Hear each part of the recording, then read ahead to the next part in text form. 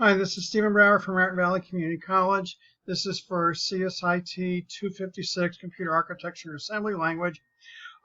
This is going to be the first of several videos for Irvine Chapter 3. I may segment them a little bit differently depending on the topics that are being covered, and I'll try my best to put the descriptions to show what I had covered inside of it. So what I'm in right now, I made a copy of the project into the demo chapter 3 folder, and I'm working on that right now. What I will do is, after all my videos are done, I will post the final demo, this file here, up into Canvas. And in case I make anything, drastically different from one video to another, I may post multiple ones. But whatever I do here will eventually go into Canvas. Okay.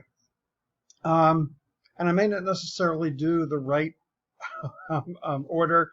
Well,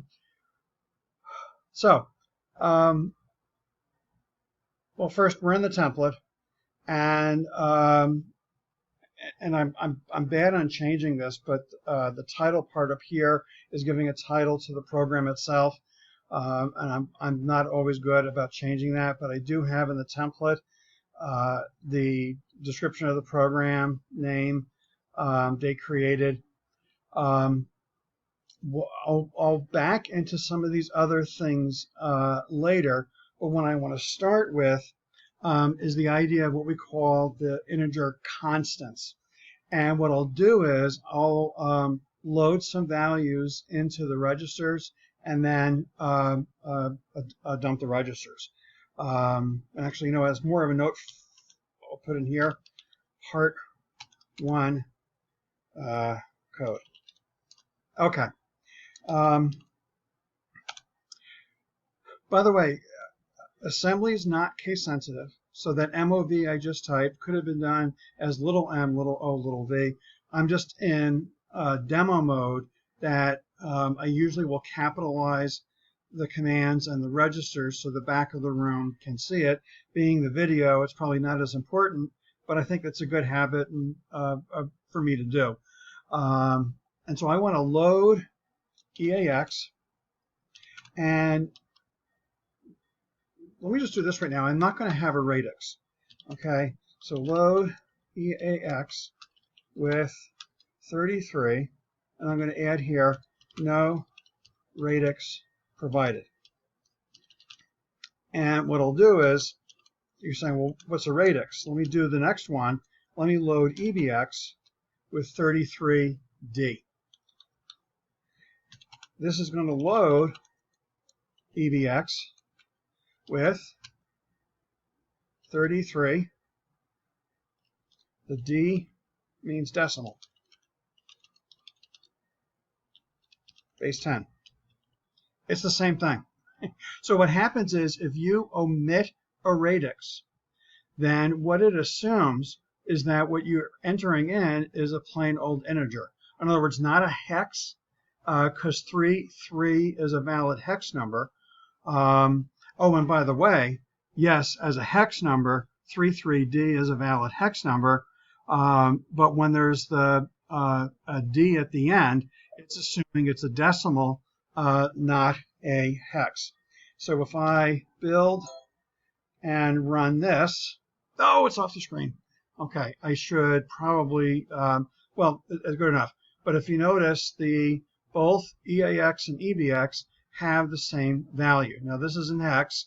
And by the way, if we stop and think about 16 as multiples of 16, 2 16s are 32. So there would be a 2 in the 16 position, and then there's 1 left over. There's the 21. So to compare this to Java, if you type a number in Java, a whole number without a decimal point, it assumes it's an int. And if you type a number with a decimal point, it assumes it's a double. If you're doing a float, you have to go out of your way to put the F in the code to make sure that it's a float. Okay, So most likely we're never going to really do the D. It'll probably just show up on an exam, and then you'll curse me out later saying, you never showed us that. Okay. So H and B, those are the two next ones that I want to do. So let me load into, I'll do AX. Oh, actually I didn't clear it out. I'll do EAX because I didn't clear out the whole register. And let me load in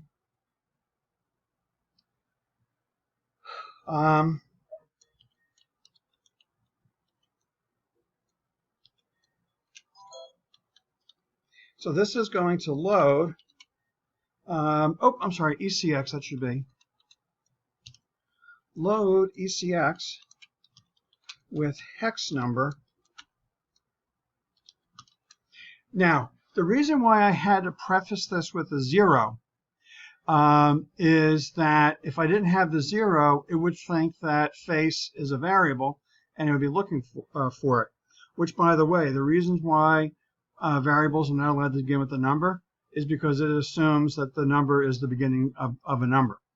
But what we're doing in this case is by putting the 0 in front of the F and then putting the H at the end, we are saying that this is a hexadecimal number.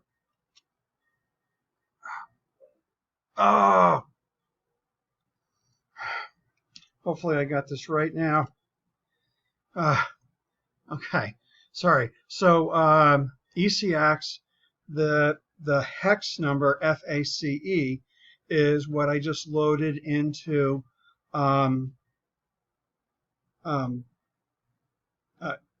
ECX. So in terms of the radix, so the H at end is the hex radix. And as I had to precede with 0. Okay.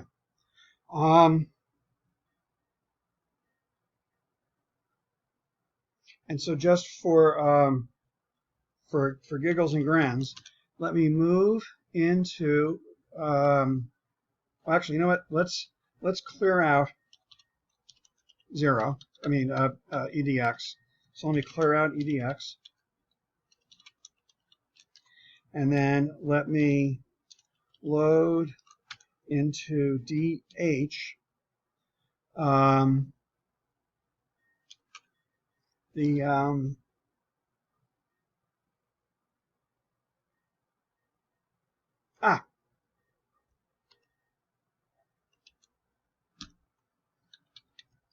okay.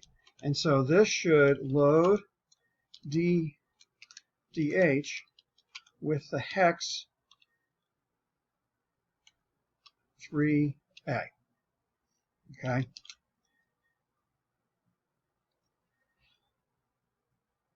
And so then there is, and so what I'm showing here is I did not have to put the leading 0 in front. There was the H at the end. So this one here did not need the leading 0 in front. Did not need leading 0. Okay. For DL, let me do a binary number. Let me do the meaning of life.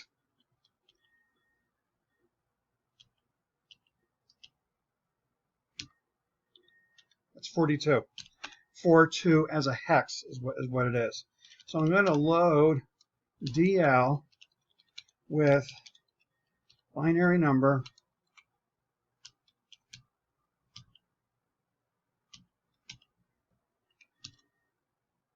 oh, I should have added the B at end is binary radix. And yet B in and of itself is a valid character for hex. And so you're allowed to use a B for the hex as long as it's followed by an H. But if the number ends in B, it is assuming that it is binary. Okay. And just having a little fun here, well, for me, but I loaded in that binary number, and so this 4 here, that 0100, that is the 4, and the 0010, that is the 2. So let's say you're dealing with a peripheral device, and you need to send it a particular command, or even a series of commands. They could have that dip switches are being set, meaning certain bits need to be set, and then by setting those bits, in other words, maybe this bit and this bit means something for the peripheral, and so if we need to set those 2 bits, we can do it at the underlying binary. So there are some times that the underlying binary is almost easier to do if we're trying to do specifically that, set certain bits a particular way. Okay, so all of these rules here is when we're hard coding the data, hard coding these numbers into the code.